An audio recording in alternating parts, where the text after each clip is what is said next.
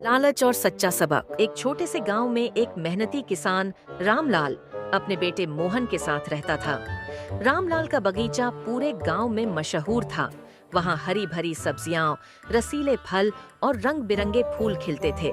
रामलाल रोज सुबह सूरज उगने से पहले उठकर अपने खेतों में काम करता और उसकी ईमानदारी की वजह से लोग उसका बहुत सम्मान करते थे। लेकिन उसका बेटा मोहन हमेशा ज्यादा पाने की सोचता था। उसे अपने पिता की मेहनत बेकार लगती थी। वह सोचता, अगर जल्दी से अमीर बन सकते हैं तो दिन रात मेहनत करने की क्या जरूरत है। एक दिन रामलाल को बगीचे में एक अजीब सी बेल मिली। उसकी पत्तियां चमकीली थीं और उस पर एक सुनहरा फल लटका था। जब रामलाल ने फल तोड़ा तो वह असली सोने का निकला। दोनों हैरान रह गए। रामलाल ने कहा, यह भगवान का आशीर्वाद है। हमें रोज एक फल मिलेगा तो धीरे धीरे हमारी जिंदगी सुधर जाएगी। पर मोहन की आंखों में लालच चमकने लगा। उसने सोचा, अगर बेल के सारे फल एक साथ ले लिए जाए तो हम एक ही दिन में बहुत अमीर बन सकते हैं। अगली रात जब रामलाल गहरी नींद में था, मोहन चुपचाप उठा और कुल्हाड़ी लेकर बगीचे में चला गया। उसने बिना सोचे समझे बेल को काट दिया, मगर जैसे ही बेल गिरी, उसके अंदर से ढेर सारे फल निकलने की बजाय बेल सूखने लगी और जड़ों से काले धुएं की लहर उठने लगी। अगले ही पल सारी बेल राख बनकर उड़ गई। सुबह जब रामलाल ने यह देखा तो उसकी आंखों में आंसू आ गए। उसने मोहन से पूछा, बेटा, क्या तुमने यह किया? मोहन ने सिर झुका लिया और रोते हुए कहा, हाँ बाबा, मुझे लगा था कि हम जल्दी अमीर बन सकते हैं। रामलाल ने गहरी सांस लेते हुए कहा, बेटा, जीवन में सब कुछ समय पर मिलता है। लालच के कारण हम अपना भविष्य भी खो सकते हैं। अगर तुमने धैर्य रखा होता तो हम रोज सोने का फल पाकर धीरे धीरे सुखी हो जाते। मोहन को अपनी गलती का एहसास हुआ। उसने अपने पिता से माफी मांगी और वादा किया कि अब वह मेहनत और ईमानदारी की राह पर चलेगा। उस दिन के बाद मोहन ने अपने पिता के साथ बगीचे में मेहनत से काम करना शुरू कर दिया। कुछ ही सालों में उनका बगीचा पहले से भी ज्यादा फल फूल से भर गया और गांव के लोग उनकी लगन और धैर्य की कहानियां सुनाने लगे। सीख: लालच हमेशा विनाश की ओर ले जाता है, लेकिन मेहनत और धैर्य से ही सच्ची समृद्धि मिलती है। लोभी किशन और सुनहरी मछली। एक समय की बात है, एक छोटे से गांव में एक किसान किशन रहता था। वह मेहनती तो था, परंतु उसके मन में लोभ की भावना घर कर गई थी।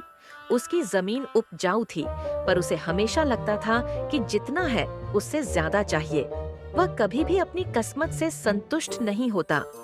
किशन की एक छोटी सी झोपड़ी थी, जहां वह अपनी पत्नी गंगा और बेटे राजू के साथ रहता था। राजू सीधा सादा और दयालु लड़का था।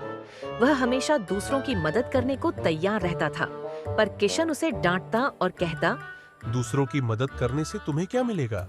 अपना भला सोचो। एक दिन किशन मछली पकड़ने के लिए नदी किनारे गया। कई घंटे बीत गए, लेकिन उसके जाल में एक भी मछली नहीं फंसी। थककर बैठने ही वाला था कि अचानक जाल भारी लगने लगा। उसने जोर से खींचा तो उसकी आंखें चमक उठी। जाल में एक सुनहरी मछली फंसी थी। मछली ने किशन से विनती की, कृपया मुझे छोड़ दो, मैं तुम्हारी मदद कर सकती हूँ। किशन ने हैरानी से पूछा, कैसे? मछली बोली, मैं तुम्हारी 3 इच्छाएं पूरी कर सकती हूँ, बस मुझे पानी में छोड़ दो। किशन के मन में लालच जाग उठा। उसने बिना सोचे समझे कहा, ठीक है, मेरी पहली इच्छा है, मेरे पास ढेर सारा सोना हो। मछली ने उसकी इच्छा पूरी कर दी। किशन ने मछली को छोड़ दिया और खुशी खुशी घर लौट आया। घर पहुंचते ही उसने देखा कि उसकी झोपड़ी एक भव्य महल में बदल गई है और वहां सोने के ढेर लगे हैं। उसकी पत्नी गंगा और बेटा राजू चौंक गए, पर किशन की खुशी का ठिकाना नहीं रहा। पर कुछ ही दिनों में किशन और ज्यादा चाहता था। वह फिर से नदी किनारे गया और मछली को बुलाया। मछली ने आकर पूछा, अब क्या चाहिए किसान? किशन बोला, मैं पूरे गांव का राजा बनना चाहता हूँ। मछली ने उसकी दूसरी इच्छा भी पूरी कर दी। अब किशन का महल और बड़ा हो गया। नौकर चाकर, हाथी घोड़े सब थे, पर धीरे धीरे उसके अंदर का लोभ और बढ़ता गया। वह गांव वालों से बुरा व्यवहार करने लगा, किसी की मदद नहीं करता और हमेशा नई नई इच्छाएं पालता रहा। कुछ दिन बाद किशन ने आखिरी बार मछली को बुलाया। उसने कहा, अब मैं पूरे देश का सम्राट बनना चाहता हूँ, जिससे सब लोग मुझसे डरें और मेरी पूजा करें। इस बार मछली ने एक पल सोचा और कहा, जैसी तुम्हारी इच्छा।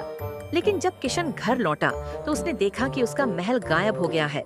सोना मिट्टी में बदल चुका है और उसकी झोपड़ी फिर से वैसी ही टूटी फूटी थी।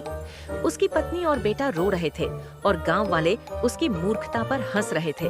तभी किशन को समझ आया कि उसका लालच ही उसकी बर्बादी की वजह बना। वह फिर से नदी किनारे गया और मछली को पुकारा, पर इस बार मछली नहीं आई।